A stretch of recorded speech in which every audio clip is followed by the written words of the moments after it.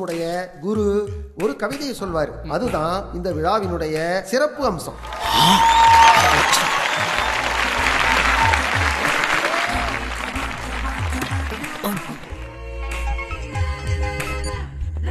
சேட்டு ஒன்னும் பயப்படாத, நானும் எஸ்கேப் ஆயிட்டேன். யாரு எஸ்கேப் ஆக சொன்னது? முதல்ல ஸ்டேஜுக்கு பின்னாடி வாயா. ஸ்டேஜுக்கு பின்னாடியா?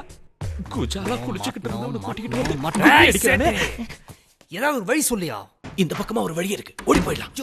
சமாளிக்கிறதுக்கு வழி கேட்டா வேஷம் கலையறதுக்குள்ள வா, எஸ்கேப் ஆகி போயிடலாம். முடியாது சேட்டு.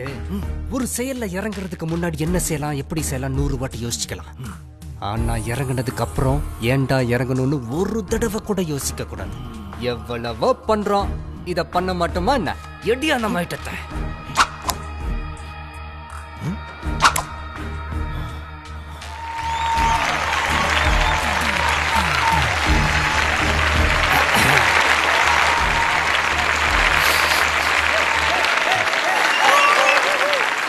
இப்ப மேட்ருக்கு போலாமா?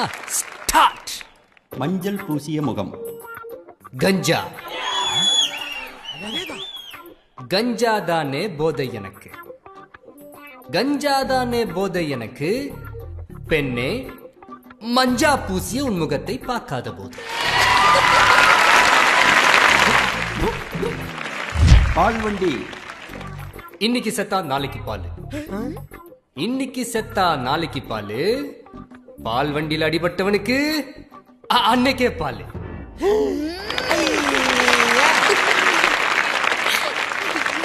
அபிநயா.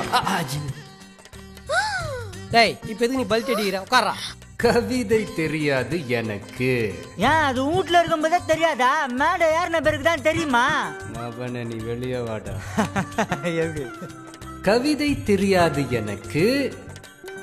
அழகிய தமிழ் மகளே, உன்னை தவிர வேறு கவிதை தெரியாது எனக்கு.